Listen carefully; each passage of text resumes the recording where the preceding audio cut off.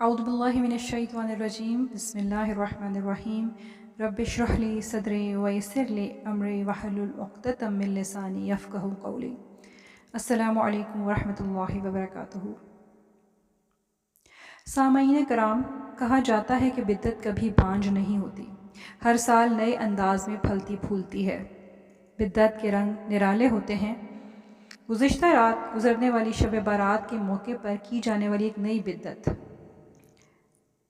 یہ لوگ کہا جاتا ہے ان لوگوں کہ یہ لوگ قبرستان جاتے ہیں، مردے گھروں میں آتے ہیں، جس کی وجہ سے ان کی ملاقات نہیں ہو سکی، اس لیے فروٹ قبر پر ہی سجا کر آ گئے۔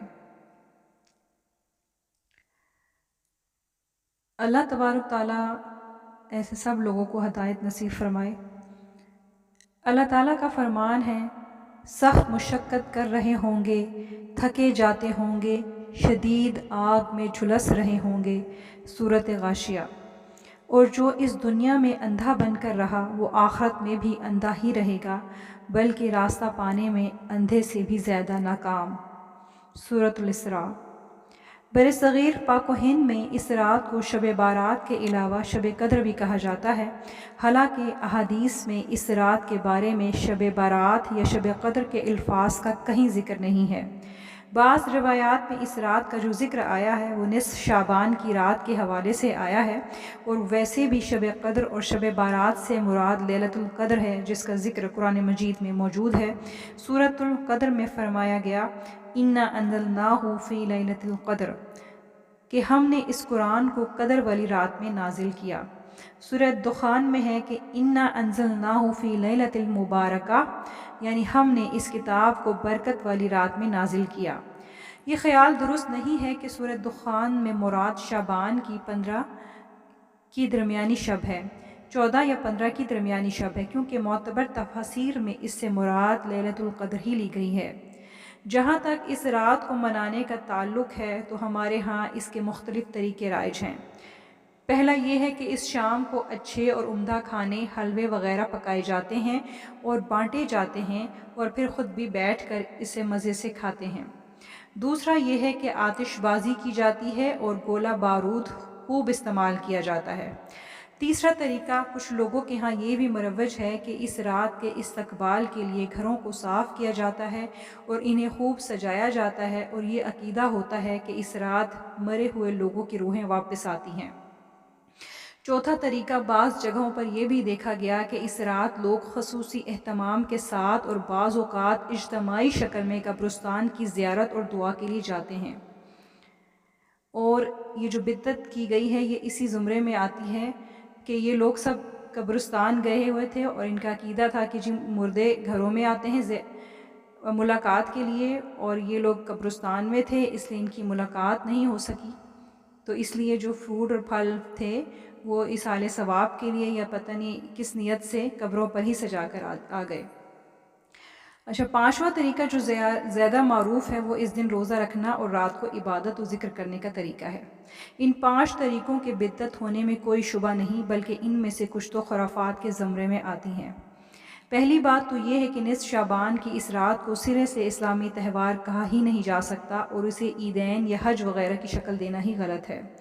اور پھر یہ حلوہ پکانے اور کھانے، آتش بازی کرنے اور گھروں کو سجانے کی رسمیں تو یوں بھی کسی اسلامی تہوار کا حصہ نہیں ہیں، یہ وہ خود ساختہ رسومات ہیں جو یا تو بعض مذہبی پیشواؤں نے اپنے مخصوص مفادات کے لیے جاری کیں، اور یا پھر مسلمانوں نے ہندوؤں سے مستعار لے لی ہیں۔ اور آتش بازی کا کسی دن کے منانے کے ساتھ اسلام میں سرے سے تصور ہی موجود نہیں۔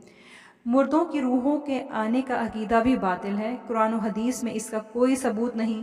مرنے کے بعد کسی روح کا واپس آنا نہ شعبان کی اس رات میں ممکن ہے، نہ کسی دوسرے دن وہ واپس اس دنیا میں آ سکتی ہیں۔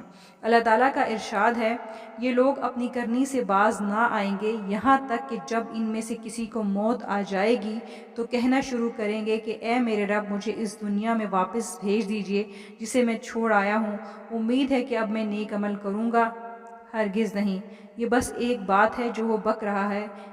اب ان سب مرنے والوں کے پیچھے ایک برزخ حائل ہے، دوسری زندگی کے دن تک۔ سورۃ مومنون۔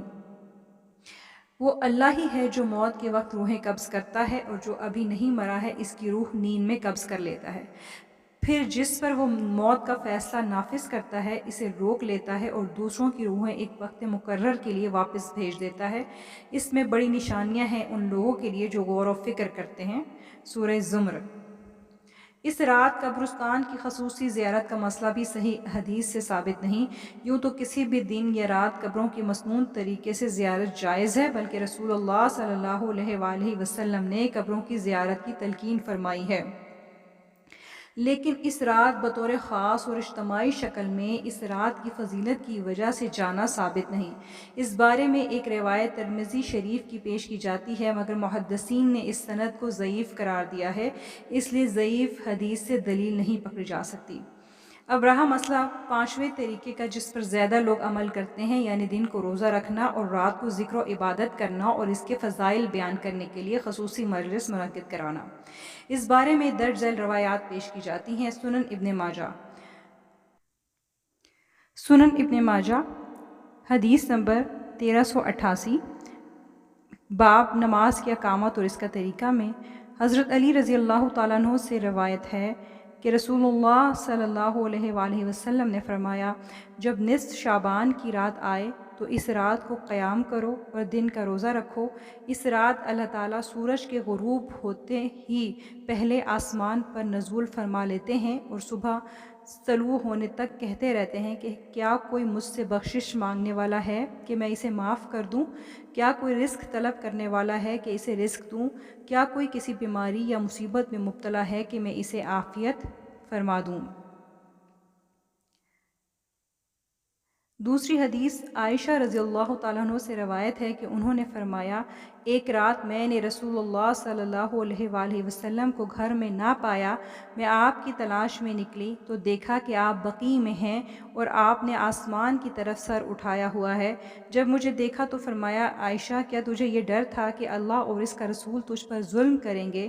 عائشہ رضی اللہ تعالیٰ عنہ کہتی ہیں، میں نے عرض کیا، مجھے یہ خوف تو نہیں تھا، لیکن میں نے سوچا شاید آپ اپنی کسی اور زوجہ محترمہ کے ہاں تشریف لے گئے ہیں۔ تو آپ صلی اللہ علیہ وآلہ وسلم نے فرمایا، اللہ تعالیٰ نصف شعبان کو آسمان دنیا پر نزول فرماتا ہے اور بنو کلب کی بکریوں کے بالوں سے زیادہ لوگوں کو معاف فرما دیتا ہے۔ اس حدیث کی روایت بھی ضعیف ہے۔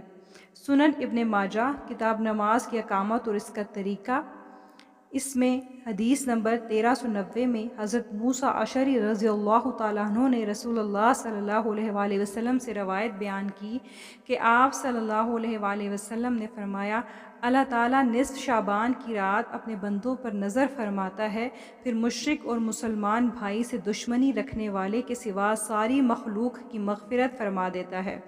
امام ابن ماجہ رحمۃ اللہ نے اپنے استاد محمد بن اسحاق کی سند سے یہ روایت بیان کی تو انہوں نے اسحاق بن عبد الرحمن اور ابو موسیٰ اشعری رضی اللہ تعالیٰ عنہ کے درمیان زحاق کے باب کا واسطہ بیان کیا۔ یہ تمام روایات جو اس رات کی فضیلت میں بیان کی جاتی ہیں وہ سند کے اعتبار سے قابل استدلال نہیں، اور محدثین نے حدیث کی صحت کے لیے جو معیار مقرر کیا ہے اس پر پورا نہیں اترتی۔ اس لیے ان روایات کو بنیاد بنا کر اس رات کو خصوصی اسلامی تہوار کی حیثیت دینا ہرگز قرین قیاس نہیں ہے۔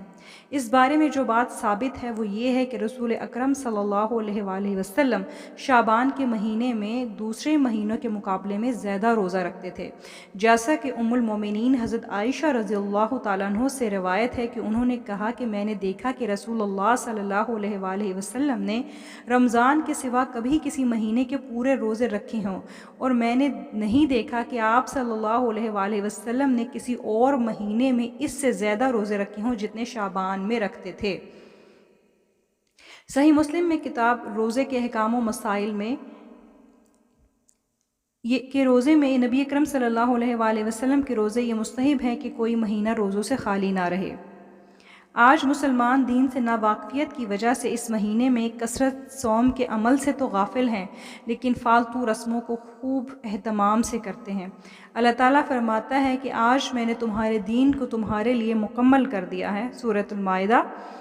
نیز فرمایا، اے لوگو جو ایمان لائے ہو، اللہ اور اس کے رسول کے آگے پیش قدمی نہ کرو اور اللہ سے ڈرو، اللہ سب کچھ سننے اور جاننے والا ہے، سورۃ الحجرات۔ اور فرمایا در حقیقت تم لوگوں کے لیے اللہ کے رسول صلی اللہ علیہ وآلہ وسلم میں ایک بہترین نمونہ ہے، ہر اس شخص کے لیے جو اللہ اور یوم آخر کا امیدوار ہو اور کثرت سے اللہ کو یاد کرے۔ سورۃ الاحزاب۔ تو جو کتاب و سنت سے ہٹ کر کوئی روش اختیار کرے وہ بدعت ہے، اور بدعت سے متعلق نبی کریم صلی اللہ علیہ وآلہ وسلم کا فرمان ہے، ہر نیا کام بدعت ہے اور ہر بدعت گمراہی ہے اور ہر گمراہی آگ میں لے جاتی ہے۔ اسے نسائی نے باب کیف الخطبہ صلاۃ العیدین میں روایت کیا ہے، اور مسند احمد میں جابر رضی اللہ تعالیٰ عنہ سے، اور ابو داؤد میں ارباز بن ساریہ، اور ابن ماجہ میں ابن مسعود رضی اللہ تعالیٰ عنہ سے مروی ہے کہ جب رسول کریم صلی اللہ علیہ وآلہ وسلم خطبہ ارشاد فرماتے تو آپ یہ کہتے: اما بعد، یقیناً سب سے بہتر کلام اللہ کی کتاب ہے، اور سب سے بہتر طریقہ محمد صلی اللہ علیہ وآلہ وسلم کا ہے، اور سب سے برے امور نئے ایجاد کردہ ہیں، اور ہر بدعت گمراہی ہے۔ صحیح مسلم۔ اللہ ہمیں کتاب و سنت پر چلنے کی توفیق عطا فرمائے اور شرک و بدعت سے بچائے، آمین ثم آمین۔ جزاکم اللہ خیر۔ السلام علیکم ورحمۃ اللہ وبرکاتہ۔ سبحانک اللہم و بحمدک، نشہد ان لا الہ الا انت، نستغفرک و نتوب الیک۔